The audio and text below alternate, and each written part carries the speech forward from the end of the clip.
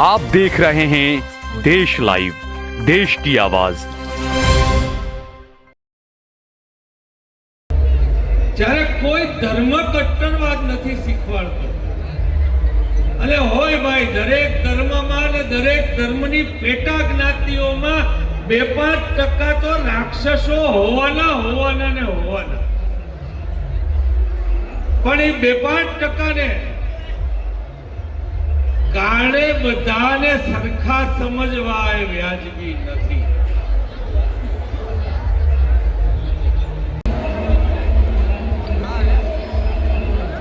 हजरत यबन शाह पीर ना उस प्रसंगे આજના કોમી એકતા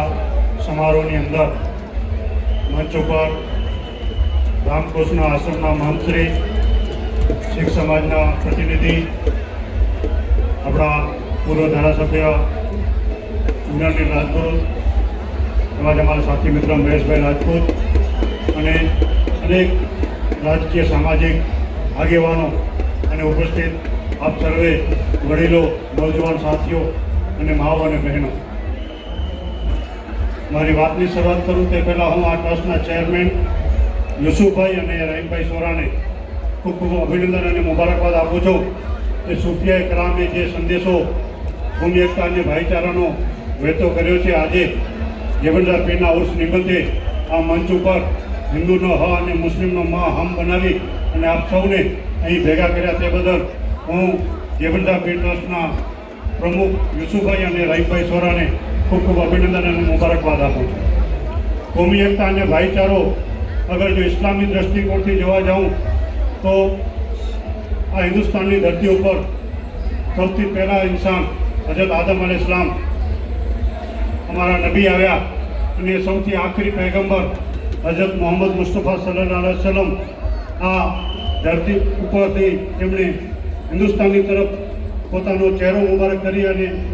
અને કીધું હતું કે મને હિન્દુસ્તાનમાંથી મોહબ્બતની ખુશ્બુ આવે છે। અને ત્યાર પછી જે પણ સૂફિયાએ કિરામ આ દેશની અંદર આવ્યા એમને એકતા, ભાઈચારો અને મોહબ્બતનો સંદેશો આપ્યો છે। પછી ખ્વાજા ગરીબ નવાઝ હોય, દિલ્હીની અંદર નિઝામુદ્દીન ઓલિયા હોય, અમદાવાદની અંદર શાહ આલમ બાવા હોય, કચ્છની અંદર હજરત હાજી પીરની દરગાહ હોય કે રાજકોટની અંદર હજરત યબનશાહ પીરની દરગાહ હોય, આ તમામ ઓલિયાએ કિરામે એકતા, ભાઈચારા અને મોહબ્બતનો સંદેશો આપ્યો છે। તમે ભૂતકાળ જોઈ લો, ભગવાન શ્રી રામનું કિરદાર તમે જોયું હશે, ક્યારે ભગવાન શ્રી રામે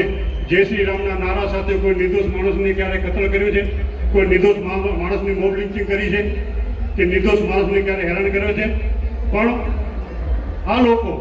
નામ તો ભગવાન શ્રી રામનું લે છે પણ કામ રાવણના છે। ભગવા બે પ્રકારના છે, એક ભગવો છે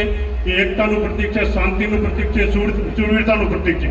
એ ભગવો છે શ્રી રામનો ભગવો છે। અને બીજો ભગવો જે છે એ રાવણનો ભગવો છે, જે રાવણ ભગવો કરીને આવ્યો હતો કોઈ રોકી ન શકે એ છે। તો આપણા જેમ આપણા સાહેબ કહ્યા ને કે એક રાવણ બંને છે, એક ખલબલી કરે, તમે કહ્યા ખલબલી, તો એ ખલબલ કરે પાખંડ और હઠધર્મિતા જે કરે ને એમના બાપ।